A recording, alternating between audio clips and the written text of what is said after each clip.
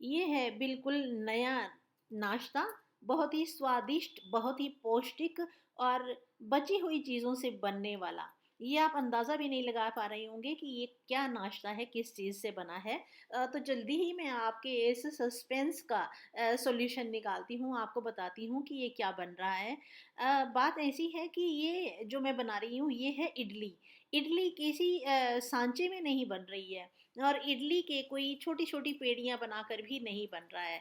ये बन रहा है एक प्लेट में, ये बन रहा है केक की तरह, जैसे कि हम केक बनाते हैं, लेकिन ये ना तो ढोकला है और ना ही केक है, ये है इडली। इडली का एक नया प्रकार है जो बना सकते हैं और इसको स्टोर करके भी फ्रिज में आप हफ्ते भर तक रख सकते हैं। और फ्रिज में अगर ज़्यादा टाइम भी पड़ा रहेगा तो कोई ख़राब होने वाला नहीं है। आप किसी भी वक़्त इसको निकाल कर इसको फ्राई करके जिस तरह से भी आप खाना चाहें उस तरह से आप इसको बना सकते हैं। तो है ना मज़े की बात? तो इसी मज़े का मज़ा लेने के लिए आप चलिए शुरू करते हैं ये रेसिपी। नमस्ते, सत श्री अकाल, मैं उषा तनीजा आपका वेलकम करती हूँ यूट्यूब चैनल पर। और ये जो रेसिपी मैं लेकर आई हूँ और जो अनप्लैन्ड थी और मुझे लगा कि बहुत बढ़िया तैयार हो रही है, तो मैं आपके साथ शेयर कर दूँ। कुछ-कुछ चीज़ें क्लिपिंग्स नहीं है मेरे पास, लेकिन फिर भी मैंने कोशिश की है आपको सारा डिटेल में बताने की, ताकि आप भी उसका पूरा अच्छी तरह से आनंद ले सकें और बहुत बढ़िया तैयार कर सकती हैं। तो चलिए शुरू करते हैं बिना देरी किए ये प्रोसेस आपके लिए। तो बात ऐसी है कि इसके लिए ना तो हमें अवन चाहिए और ना ही हमें कोई माइक्रोवेव चाहिए और ना ही हमें कोई स्टीमर चाहिए। बिल्कुल साधारण सी चीज़ों से घर पे बनने वाला, जो कोई भी बना सकता है, बहुत आसानी से बनने वाला और बची हुई चीज़ों से बनने वाला ये है नाश्ता। और बहुत ही स्वादिष्ट है। तो हुआ ऐसा कि मैंने बनाए थे सूजी के चिल्ले। सूजी के चिल्ले बनाते-बनाते मेरे हस्बैंड ने कहा कि मैं सूजी के चिल्ले नहीं खाऊँगा, मैं पालक की पराँठी खाऊँगा। तो वो सूजी का जो बैटर बनाया था मैंने, घोल तैयार किया था, वो बच गया था। अब बचा हुआ घोल था, मैं जैसे कि फेंकना तो नहीं चाहती, मैं 1 चम्मच भी कोई चीज़ नहीं फेंकना चाहती हूँ, तो मैं उससे कुछ ना कुछ और बनाना चाहती हूँ। इसीलिए मैंने सोचा कि अब का इसका क्या किया जाए? तो मैंने इसमें सूजी और मिलाई। सूजी मिलाने के बाद मैंने इसको आधे पौने घंटे के लिए रख दिया और सूजी फिर फूल गई और बैटर था वो भी थोड़ा गाढ़ा हो गया। वो इस तरह का तैयार हो गया कि जिससे इडली बनाई जा सकती है। तो अब उसमें मैंने डाला नमक, मिर्च और सरसों के मोटे दाने, जो कि देखने में बहुत ही सुंदर लगते हैं, बहुत ही हेल्दी भी होते हैं, स्वादिष्ट भी होते हैं और हाजमा को भी ठीक करते हैं। तो मैंने इसका बैटर तैयार कर लिया और फिर इधर मैंने पैन में, चौड़े पैन में पानी डालकर गैस पे उबलने के लिए रख दिया। उसके ऊपर एक छेद वाली थाली रख दी। जो थाली थी वो इतनी थी कि उसके ऊपर मेरा एक ढक्कन पूरा आ गया था कढ़ाई का। तो मैंने क्या किया, उस पानी को उबलने दिया और इधर से मैंने जो बैटर तैयार कर रखा था सूजी वाला, उसमें मैंने एक इनो का पैकेट डाल दिया। इनो जो बिना फ्लेवर वाला आता है, वो वाला यूज़ करना है। उसका पैकेट डालते ही वो फूलने लगा। 1-2 बार मैंने एक ही डायरेक्शन में उसको हिला दिया ताकि इनो का पाउडर जो है वो पूरे बैटर में अच्छी तरह से मिक्स हो जाए। और उसके बाद फिर मैंने एक छोटी प्लेट, जो क्वार्टर प्लेट होती है, मेरे पास स्क्वायर हैं, ये आप रख सकते हैं। आपके पास स्क्वायर नहीं है तो आप सर्कल वाली भी रख सकते हैं। उसमें बैटर डाल दिया और मुझे लग रहा था कि ये इसमें बन जाएगा आसानी से, लेकिन वो इतना फूलने लगा कि उसके किनारे से भी थोड़ा-सा बैटर बाहर आ गया। तो आप थोड़ा-सा ये ध्यान रख लें कि बैटर जो है बहुत ऊंचाई तक ना हो, नहीं तो फैलकर वो छेद वाली थाली में, थाल में चला जाएगा।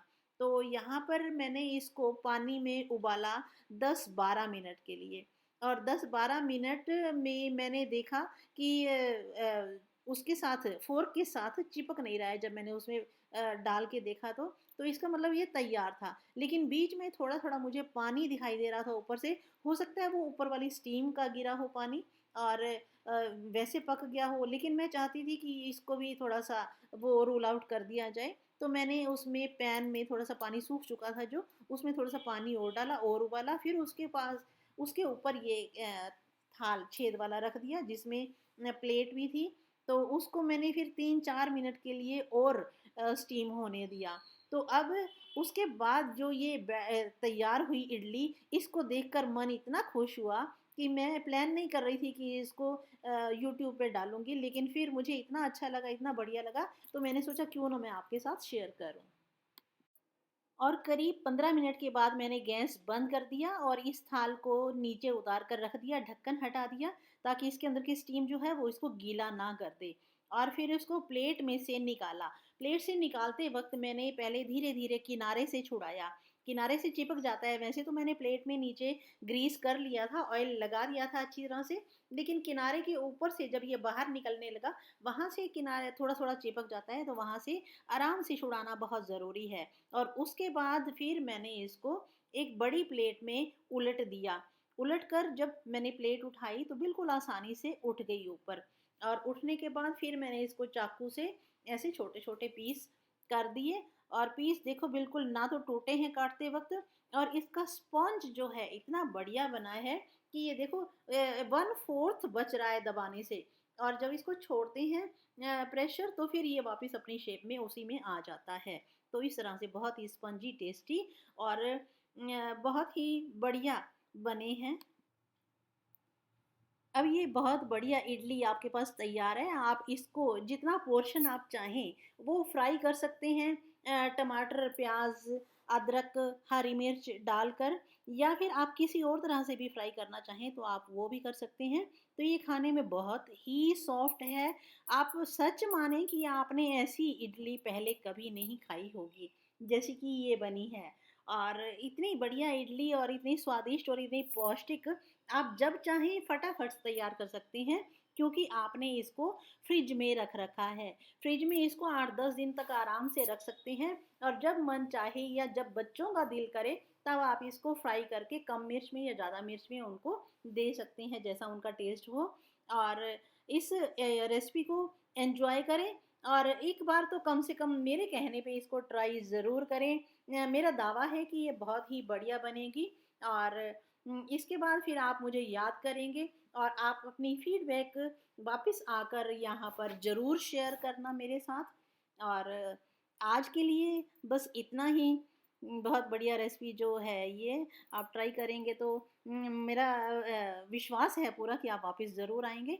तो अगले वीडियो में फिर मिलते हैं किसी और टॉपिक के साथ, किसी और रेसिपी के साथ। तब तक आप अपना बहुत बहुत ख्याल रखें, और अपनों का भी, बड़े हों या छोटे हों सबका ख्याल रखें।